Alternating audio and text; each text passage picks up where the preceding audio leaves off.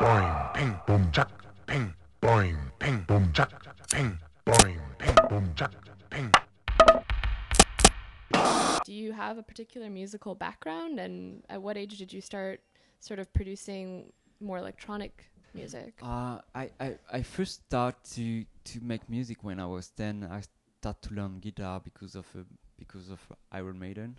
I was a lot into it and a lot of into heavy metal stuff from the 80s, and so I decided to play guitar because of them. After that, I mean, I started to listen, like I said, a lot of electronic music from Germany from the 70s.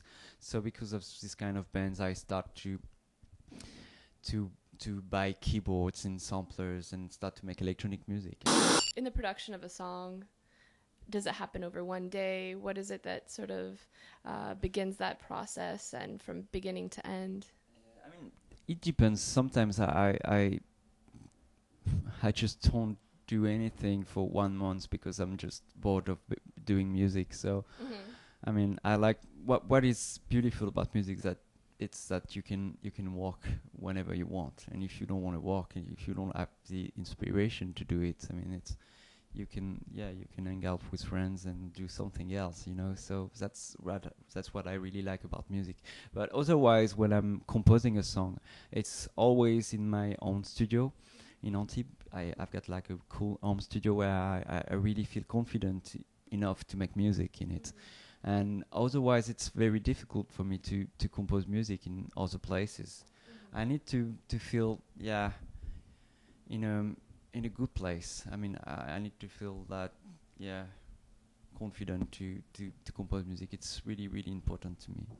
Are there any new instruments or techniques in terms of distortions or reverb that you're using this time around? You were saying keyboards was one of them. Anything else? Yeah. I mean, not really. The thing we did on this one is that we only used analog keyboards from the 70s and the 80s to do this album. We didn't use any computers except for the recording, of course. But yeah, no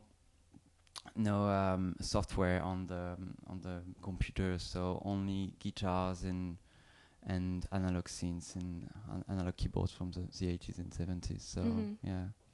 The new album, how does it compare to the past work that you've had in terms of tone and lyrical content?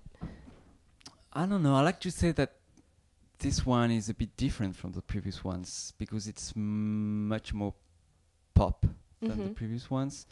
I mean, there are more songs in it. I mean, I think more on this album, and there is definitely more lyrics in it. And so, yeah, I think it's maybe the shiniest album I've ever made because it's so pop, and so, yeah, there are a lot of keyboards, and it sounds really 80s also. So, yeah, I think I always try to do something different from my previous album. I always try to do to try a new concept for my albums each time. So I think it's important to do this.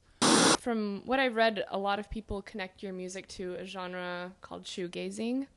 Do you really see that connection yourself? And would you say that you fall under that, or do you not care so much about how people categorize your music?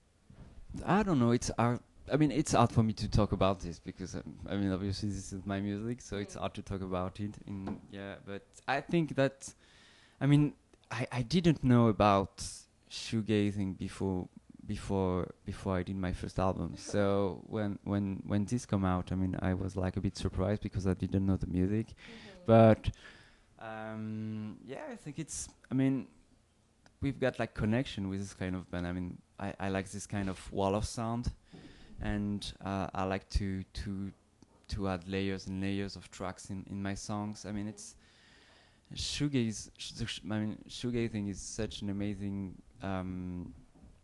style of music, kind of music. So it's a really good compliment for me to be.